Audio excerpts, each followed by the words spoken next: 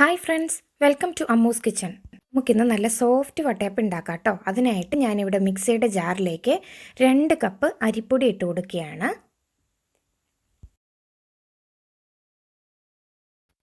ഇനി ഇതിലോട്ട് നമുക്ക് 1.5 കപ്പ് തേങ്ങ ചിരവിയത് ഇട്ട് കൊടുക്കാവേ.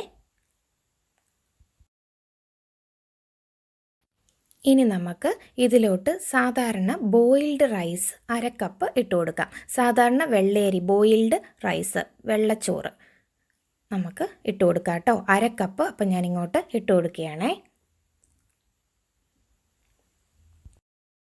Boiled white rice. ഇനി നമുക്ക് ഇതിലോട്ട് 1 കപ്പ് പഞ്ചസാര ഇട്ട് കൊടുക്കാം. പഞ്ചസാരയൊക്കെ ഇടുന്നത് നമ്മുടെ ഇഷ്ടത്തിന് ഇടാം കേട്ടോ. ഒത്തിരി മധുരം വേണമെന്നുള്ളവർക്ക് കുറേ കൂടി മധുരം ഇടാം. വട്ടയപ്പത്തിന് നല്ല മധുരം വേണമെങ്കിൽ കുറച്ചുകൂടി കൂടുതൽ ഇട്ട് കൊടുക്കാം. ഞാനിപ്പോൾ ഇവിടെ 1 കപ്പാണ് ഇട്ട് കൊടുത്തിരിക്കുന്നത്.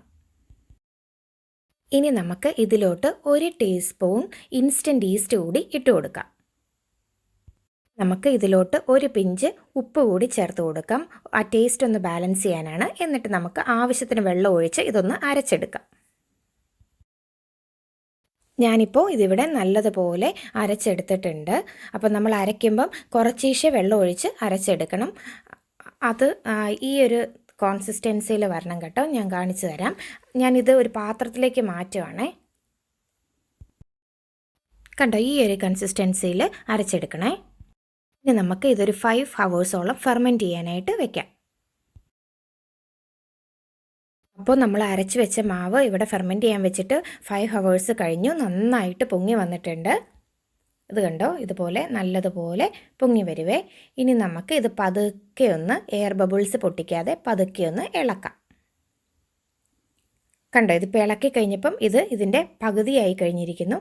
ഇനി നമുക്ക് ഇത് ആവിയിൽ വേവിച്ചെടുക്കാം. നമുക്കിഷ്ടമുള്ള പാത്രത്തിൽ വേവിക്കാം. ഞാനിവിടെ ഇപ്പോൾ എടുത്തിരിക്കുന്ന ഇഡലിത്തട്ടാണ്. ഇതിനകത്തേക്ക് നമുക്ക് കുറച്ച് എണ്ണ തേച്ച് ഗ്രീസ് ചെയ്ത് എടുക്കാം. എന്നിട്ട് നമുക്ക് ഈ മാവ് ഇതിനകത്തേക്ക് ഒഴിച്ചു കൊടുക്കണേ. എന്നിട്ട് നമ്മൾ സാധാരണ ആവിയിൽ വേവിക്കുന്ന പോലെ നമുക്ക് വേവിച്ചെടുത്താൽ മതി. അപ്പം ഞാൻ ഇതൊന്ന് എണ്ണ തടവട്ടെ. എന്നിട്ട് നമുക്കിതൊന്ന് ഒഴിച്ചു കൊടുക്കാം. മാവ് ഒഴിച്ചു കൊടുക്കാം. വേവിച്ചെടുത്തിട്ട് വരാം.